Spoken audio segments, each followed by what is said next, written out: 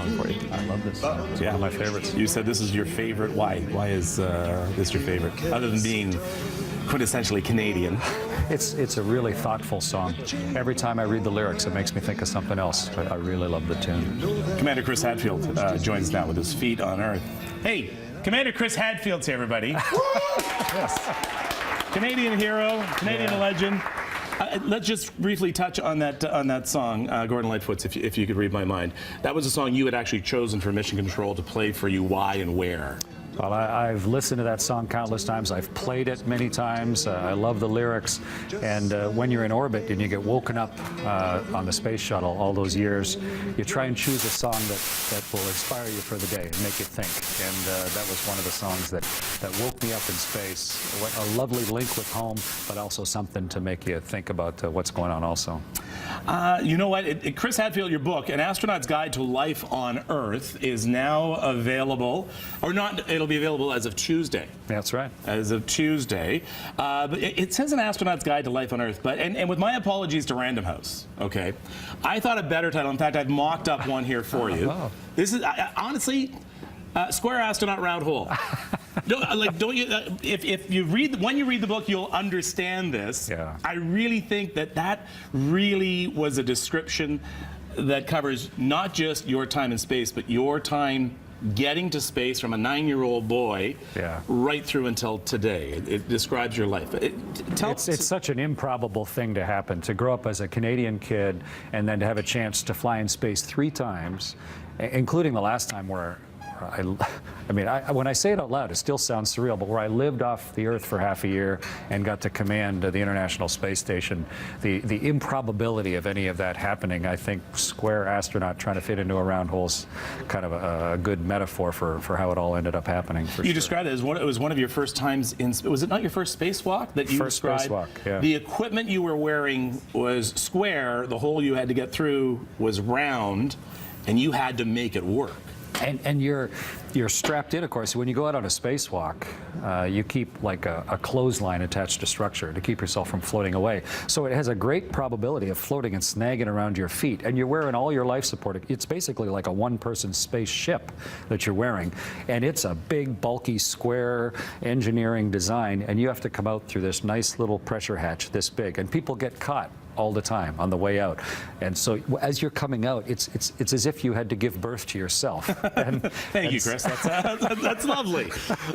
And so yeah, I think the metaphor is about right. But if you do it right, you get out in your spacewalk and get to see what's really happening. And you were out there, the first Canadian to do a spacewalk. You were out there where Sandra Bullock and George Clooney were.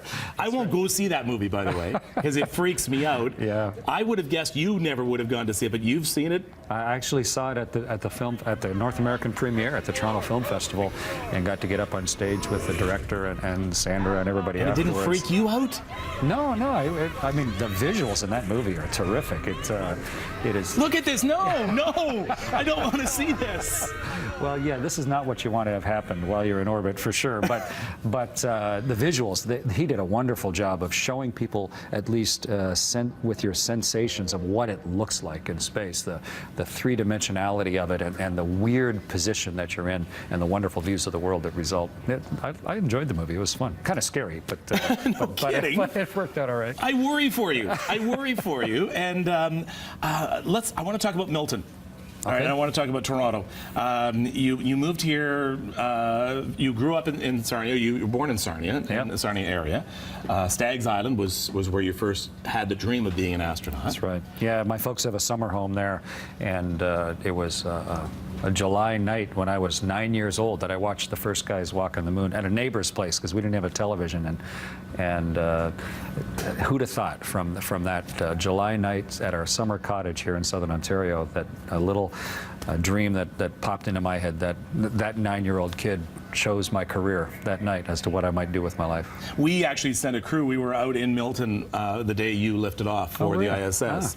And I mean, the whole area is so proud of you.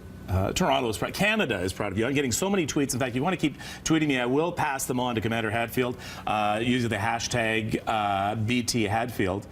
Everyone is proud of it. They want me to express to you, you gave us pride.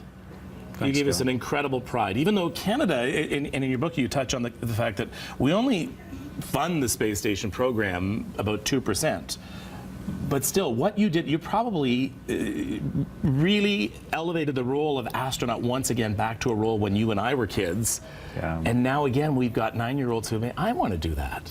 Well, you know, I'm amazed to see with Halloween coming, there's going to be an awful lot of kids wearing a spacesuit with a mustache on it. I've seen all sorts of pictures of it already. I'm glad you brought that up, because what you have to do is this Halloween, dress up like an astronaut, okay? Take a picture, tweet it to Commander Hadfield, which is CMDR_Hadfield, and you say you have some prizes for some kids. Absolutely, have some prizes. In fact, this book makes a wonderful prize and a lovely Christmas gift.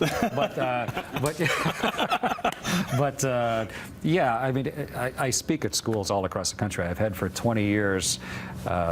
To see the reflection of the things that I've chosen to do, of those dreams of me as a 9-year-old kid turning into reality, to see that reflected now in what kids might have a chance to do as a Canadian is just is wonderful for me to see. And this is the sing-along you held with kids across the country. When I sang the song, we had almost 1 million kids simultaneously sing that song live with me. And I see videotapes of that now. All the kindergarten students out there earnestly singing the song along with me while I was on the space station. A lovely link up together. We have so much to talk about. I'm fortunate after later on today, you and I are getting together. We're going to have a lengthy talk, and we're going to have that for you tomorrow and Monday on Breakfast Television.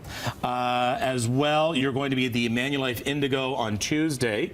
Go to chrishadfield.com for all the details. .ca, sorry, of course. chrishadfield.ca. chrishadfield.ca, and you can find out all of your speaking engagements, not only here in Toronto, but across the country. So That's right. I look forward to our chat. By the way, I'm going to be getting into your personal life a little bit more. You talk a lot about your wife in here, the good and the bad. So we're going to go a little Dr. Phil on you a little later on. That'll be fun. I look forward to it. Oh, sure you do. All right. Chris, thank you so much. Thanks. Nice to see you. Chris Hadfield. We're going to take a break on Breakfast Television. You could win a book from Breakfast Television. I'll tell you how in just a moment. Stay with us.